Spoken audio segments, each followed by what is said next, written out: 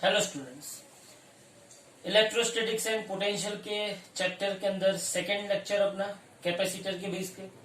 पिछली बार हम लोगों ने जो लेक्चर लिया उसके अंदर हमने कैपेसिटर जो था उसका एक इक्वेशन डिराइव किया था, C is equal to Q by V. मतलब चार्ज अपन पोटेंशियल जो है, चार्ज टू पोटेंशियल का जो रेशियो है उसको हमने कैपेसिटेंस बोला। कैपेसिटेंस का हमने यूनिट बोला फैराड। अब मैं आपको यहाँ पे एक बात समझाना चाहता हूँ, ये जो कैपेसिटेंस का यूनिट हमने फैराड बोला, सही बात है। ये जो कैपेसिटेंस का हमने इक्वेशन लिखा C is equal to Q by V, और दूसरा हमने कैपेसिटेंस का इक्वेशन लिखा C is equal to R by K. वहां पे R क्या था? रेडियस था। क्या था? R radius. अब एक सिंपल से एक बात समझाता हूं आपको, ध्यान से समझना, ध्यान से समझना। इफ कैपेसिटेंस मेरे को 1 फेराड दिया गया है, देन रेडियस कितना होगा? बोलो। अगर मुझे कैपेसिटेंस 1 फेराड दिया गया है तो रेडियस कितना होगा? सो हियर हम क्या कर सकते हैं, C इज इक्वल टू क्या है? R by K. तो R इज इक्वल टू क्या होगा? के सी। R इज इक्वल टू के क्या है? 9 इंटू 10⁻⁹ और C क्या है? 1 फेराड। मतलब कि R is equal to 9 into 10⁹ metre आया। मतलब कि R is equal to 9 into, आप सिंपली समझ सकते हो, 9 इंटू 10⁹ मीटर, 10⁶ मतलब 10⁶ किलोमीटर है। एक बात सोचो, ये क्या कोई कैपेसिटर की रेडियस 9 इंटू 10⁶ किलोमीटर पॉसिबल है? ये अर्थ की रेडियस से भी ज्यादा है। तो इसका मतलब ये हुआ कि ऐसा कोई कैपेसिटर पॉसिबल नहीं है कि जिसका कैपेसिटेंस कितना हो? 1 फेराड हो। क्योंकि अगर कैपेसिटेंस 1 फेराड होगा तो उसका रेडियस इतना मिलेगा। It is not possible. इसका मतलब ये हुआ कि ये जो फेराड है वो कैपेसिटेंस का बड़ा यूनिट है। इसीलिए प्रैक्टिकल लाइफ के अंदर कैपेसिटर का बड़ा यूनिट यूज, मतलब कैपेसिटर का milli farad, micro farad, nano farad, pico farad use होता है। इतना बड़ा यूनिट, इतना बड़ा कैपेसिटेंस कोई भी कैपेसिटर का होता नहीं।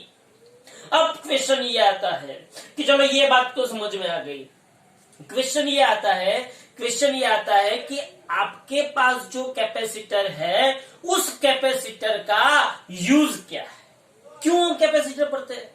पागल हो गए? तो कैपेसिटर क्यों पढ़ना है वो एक बात समझो। आपके घर पे बहुत अच्छा एक फैन है, आपके घर पे एसी है, बराबर है, सब कुछ आपके घर पे है, बराबर है। इन सब इंस्ट्रूमेंट को चलाने के लिए हमको इलेक्ट्रिक एनर्जी सप्लाई करनी पड़ती है। कौन सी एनर्जी सप्लाई करनी पड़ती है? Electric energy. अच्छा, बहुत बढ़िया, सही बात है।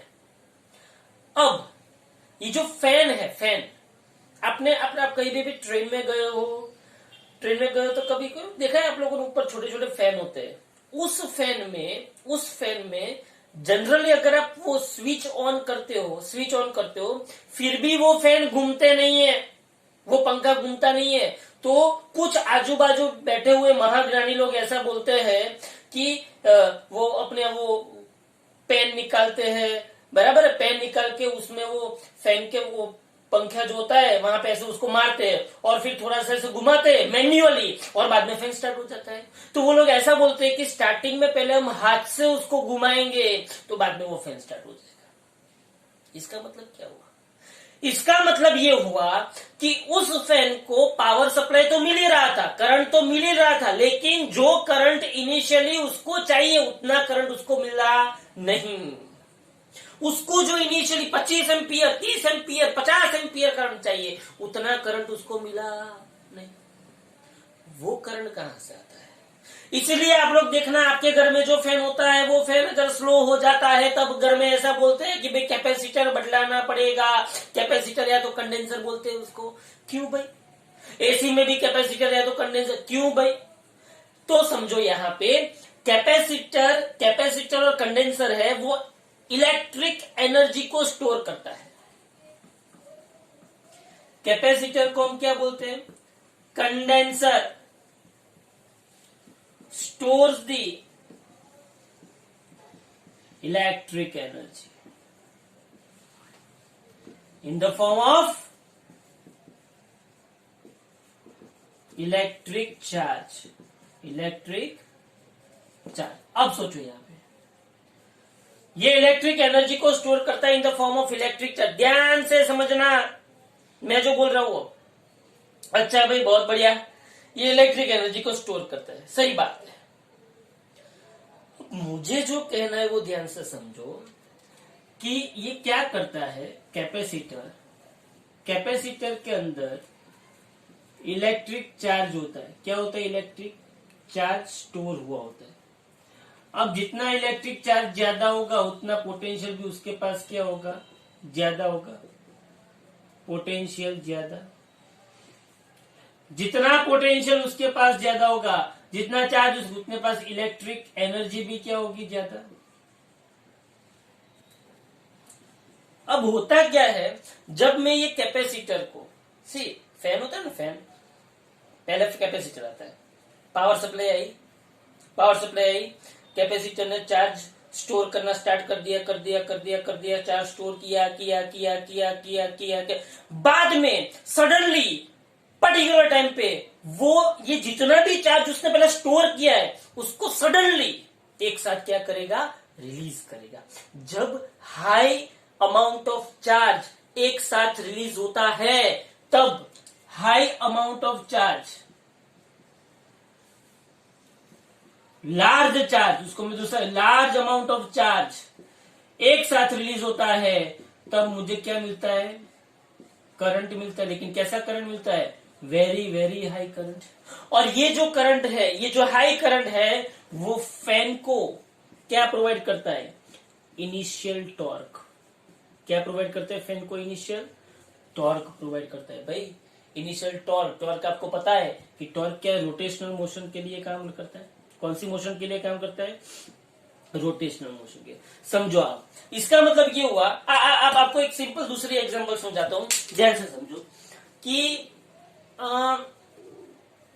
एक सिंपल सी बात है कि एक जगह पे मुझे पानी डालना है, पानी की इफेक्ट मुझे चाहिए। आप एक छोटा सा टब ले लो और उसमें पानी भर भर के आप डालोगे, वो ज्यादा इफेक्टिव रहेगा कि एक बाल्टी में पानी भरा और एक साथ वो पानी डाला, वो ज्यादा इफेक्टिव रहेगा? आप बाल्टी में इतना इतना पानी भर के डालोगे, वो ज्यादा इफेक्टिव रहेगा कि पहले बाल्टी में आपने पानी भर दिया, फिर जब पूरी बाल्टी भर गई फिर आप एक साथ पानी डालोगे, वो इफेक्टिव रहेगा? ऐसा यहाँ पे है।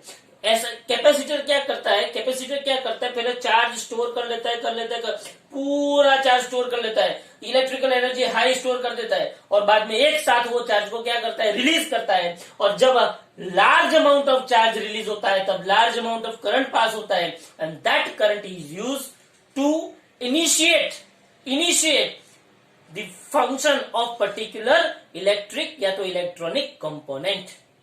समझ में आ रहा है? ये सिंपल सी बात किसकी है? कैपेसिटर और कंडेंसर की। Okay fine. अब यहाँ पे देखो, मेरे को आपको समझाना है कि कैपेसिटर का हमको करना क्या है। देखो ये कैपेसिटर बनाते हैं कैसे। अच्छा, मैंने पिछली बार ये C/R/K बताया था, उसके ऊपर से थोड़े से बहुत 2-3 एग्जाम्पल मैं आपको करवाना चाहता हूँ। ध्यान से समझना, इंपॉर्टेंट एग्जाम्पल है। फर्स्ट एग्जाम्पल ध्यान से देखो। एक उसने ऐसा बोला हुआ है, an isolated sphere has the capacitance. Capacitance कितना बोला है? 50 माइक्रोफेराड। 50 माइक्रोफेराड मतलब 50 × 10⁻⁶ फेराड है। मेरा 50 माइक्रोफेराड है। उसका रेडियस कैलकुलेट करना है। बोलो भाई, आएगा? भाई रेडियस कैलकुलेट करना है तो C = कौन सा इक्वेशन यूज होगा? R/K। तो R = KC। तो R = 9 × 10⁹ मतलब 50 × 10⁻⁶। तो R = 9 × 5 = 45 × 10⁻³ मीटर। सिंपल सी बात हो गई। दूसरा उसने क्या पूछा है? हाउ मच चार्ज कितना चाहिए to increase the potential? V = 10⁴ volt.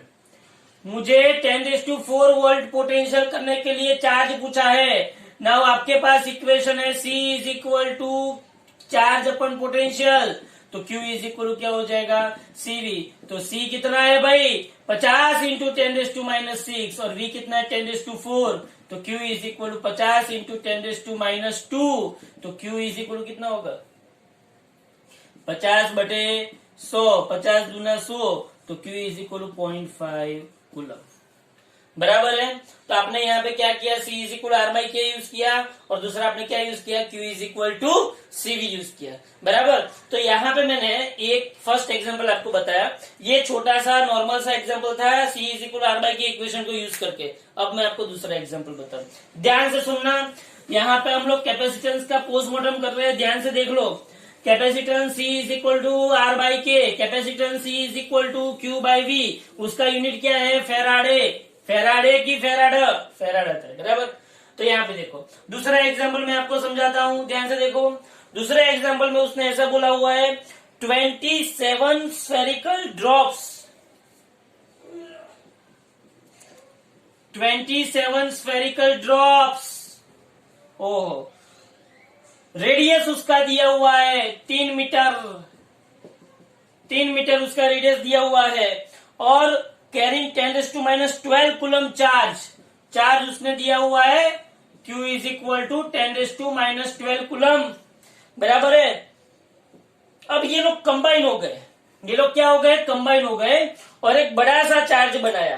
तो फाइंड द कैपेसिटेंस। अच्छा, नाउ 27 स्फेरिकल ड्रॉप्स कंबाइन हुए, 27 स्फेरिकल ड्रॉप्स कंबाइन हुए और एक बड़ा सा चार्ज बनाया। जो बड़ा सा चार्ज बना उसका आपको क्या ढूंढना है, पोटेंशियल एंड कैपेसिटेंस ढूंढना है। बिगर ड्रॉप का पोटेंशियल एंड क्या ढूंढना है, कैपेसिटेंस ढूंढना है। क्या करेंगे, सुनो। If this 27 drops combine and make a big drop, then find charge Q dash of big drop and capacitance C dash of big drop of bigger drop। चलो भाई, एकदम देसी, एकदम देहाती लैंग्वेज में हम इसको पढ़ेंगे, ध्यान से समझो, ध्यान से समझो। बोलो क्या है, 27 स्फेरिकल ड्रॉप्स है।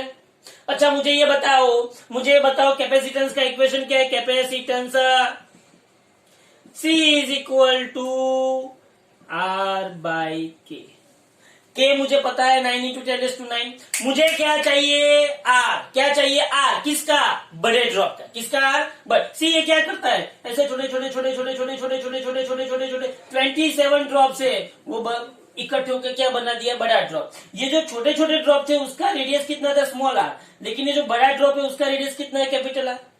तो सीधी सी बात है volume of big drop is equal to 27 times volume of small drop. Volume of big drop is equal to 27 times volume of small drop. बोलो वॉल्यूम ऑफ बिग ड्रॉप क्या होगा, 4/3 pi r cube, capital R cube. Capital R is radius of big drop, is equal to 27 times 4/3 pi small r cube. चलो 4/3 pi cut. बोलो यहाँ पे क्या आएगा, capital R cube is equal to 27 times small r cube. 27 times small r cube, उसका cube root ले लो तो 27 का 3r। बोलो पता चला। इसका मतलब ये हुआ कि capacitance C is equal to R की जगह पे क्या ले लू, 3R बाई के। तो capacitance C is equal to 3, small r कितना था 3 और K कितना था 9 इंटू 10⁹। तो C इज इक्वल टू, ये खत्म हो गया तो 10⁻9 फेराड। बोलो समझ में आया। तो मुझे कैपेसिटेंस मिला। अब मुझे क्या चाहिए, चार्ज चाहिए। Charge of big drop Q dash is equal to 27 times Q। तो Q dash is equal to 27, Q कितना है 10⁻12 कूलम। बोलो आपको चार्ज मिल गया। एकदम सिंपल क्वेश्चन। क्या किया मैंने इसमें, छोटा ड्रॉप का रेडियस दिया था, छोटा ड्रॉप का चार्ज दिया था। बराबर है। ऐसे छोटे कितने ड्रॉप दिए? अच्छा ये 27 दिया था। अच्छा इसमें 27 की जगह पे 64 कर दे तो भी आपको आना चाहिए, बराबर है। तो 27 हो 64 हो कुछ भी हो, अपने को कोई टेंशन नहीं है। अपने को क्या है कि ये जो बड़ा ड्रॉप है, बड़ा ड्रॉप 27 को मिला के जो बड़ा ड्रॉप मिला उसका कैपिटल आर रेडियस ले लिया हमने और उसका कैपेसिटेंस सी इज इक्वल क्या कर दिया with capital R by small K, बात खत्म।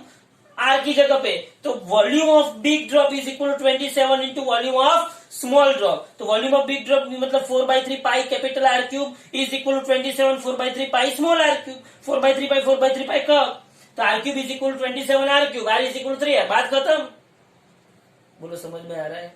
तो यहाँ पे मैंने ये सेकंड आपको सम करवाया। ये सम क्या था? 27 ड्रॉप का मिलन था, बराबर है। उसके बाद देखो, उसके बाद एक थोड़ा सा विचित्र सम है, चित्र विचित्र सम, ध्यान से देख।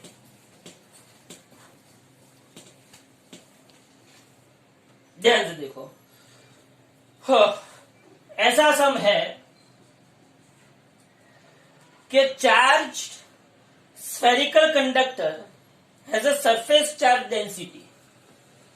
एक स्फेरिकल कंडक्टर है, एक स्फेरिकल कंडक्टर है, ध्यान से समझना भाई। सरफेस चार्ज डेंसिटी आपको पता होनी चाहिए।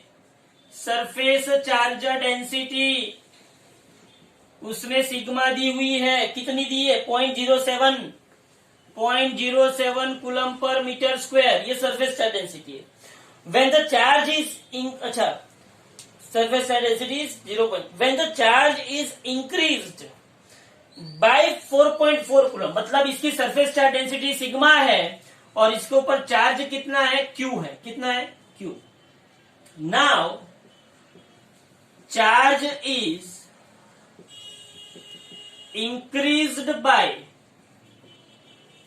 अच्छा इसको Q1 is equal to Q बोल दो और इसको क्या बोल दो? Sigma 1। Charge is increased by 4.4 coulomb, 4.4 coulomb. So अब चार्ज कितना होगा? Q2 is equal to Q में कितना ऐड हुआ? 4.4। Q में कितना ऐड हुआ? 4.4।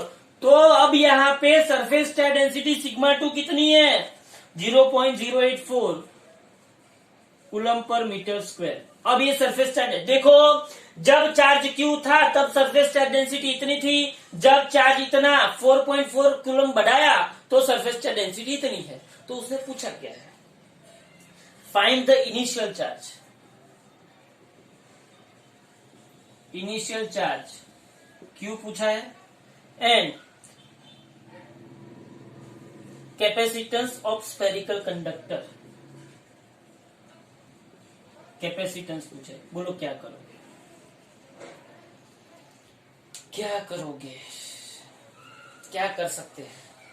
तो सोच यहां पे देख, मैंने इस स्फेरिकल कंडक्टर के ऊपर चार्ज बढ़ाया तो उसकी सरफेस चार्ज डेंसिटी बढ़ी, लेकिन क्या उसके रेडियस में कोई चेंज हुआ? तो assuming radius of spherical conductor is capital R. Now sigma 1 is equal to surface charge density sigma 1 is equal to charge upon sigma 1 is equal to Q1 upon 4 pi R square, मतलब surface charge density sigma 1 is equal to Q1 upon 4 pi R square. Okay, equation number 1. And sigma 2 is equal to Q2 upon 4 pi R square होगा equation number 2। Equation 1 and equation 2 को मैं divide करता हूं तो sigma 1 upon sigma 2 4 pi R square cut तो Q1 by Q2। अब यहाँ पे देखो सिग्मा 1 कितना था? 0.07। सिग्मा 2 कितना था? 0.084। Q1 कितना था? Q और Q2 कितना था? Q plus 4.4। अगर आप इसको सॉल्व करोगे तो आपको Q मिलेगा 22 कूलम। इसको अगर आप सॉल्व करना आता है, देखो सॉल्व करते हैं, कैसे सॉल्व करते हैं। देखो ये 7, ये 84, 7 और 84, 12 5 जा 60, 12 6 जा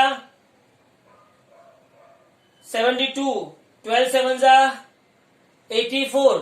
मतलब यहाँ पे इसको कैसे कट करोगे, ये 7/100 होगा, ये 84/1000 होगा, ये Q अपॉन Q प्लस 4.4 होगा, ये 10 आया, ये क्या आया 12। तो अब देखो ये Q को यहाँ पे डालो तो ये क्या हुआ 10Q plus 44 is equal to 12Q। तो ये यहाँ पे जाएगा तो 2Q इज इक्वल टू 44, तो Q इज इक्वल टू कितना आया 22 कूलम। तो बोलो एक क्वेश्चन का आंसर मिल गया 22 कूलम। अब मुझे कैपेसिटेंस चाहिए, कैपेसिटेंस के लिए मुझे कौन सा इक्वेशन चाहिए, C is equal to R by K. Capacitance के लिए कौन सा इक्वेशन चाहिए, C is equal to R by K. तो पहले मुझे क्या चाहिए, R चाहिए, R। पहले मुझे क्या चाहिए, R। R मैं कहां से लाऊं, तो मेरे पास ध्यान से देखना, इक्वेशन 1 है, बोलो equation 1 sigma 1 is equal to Q1 upon 4 pi R square. तो बोलो R square is equal to Q1 upon 4 pi sigma 1 हो सकता है। तो बोलो R is equal to square root of Q1 upon 4 pi sigma 1। तो मेरे पास Q1 मतलब कौन, Q1 मतलब कौन, Q कितना है 22, 4 पाई कितना है 3.14 एंड सिग्मा 1 कितना है 0.07। ये सब वैल्यू रखूंगा तो मुझे क्या मिलेगा R, और मुझे R की वैल्यू मिलेगी तो मुझे क्या मिलेगा, कैपेसिटेंस। बराबर है, बेस्ट न्यूमेरिकल। तो ये C is equal to capital R by K, मतलब स्फेरिकल जो कंडक्टर कंडेंसर है उसके ऊपर से न्यूमेरिकल यहाँ पे हम खत्म करते हैं। बराबर है। अच्छा, उसके बाद देखो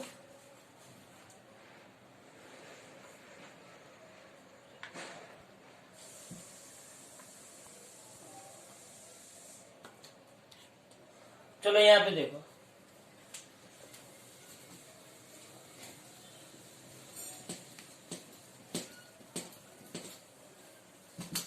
अरे यार कैमरा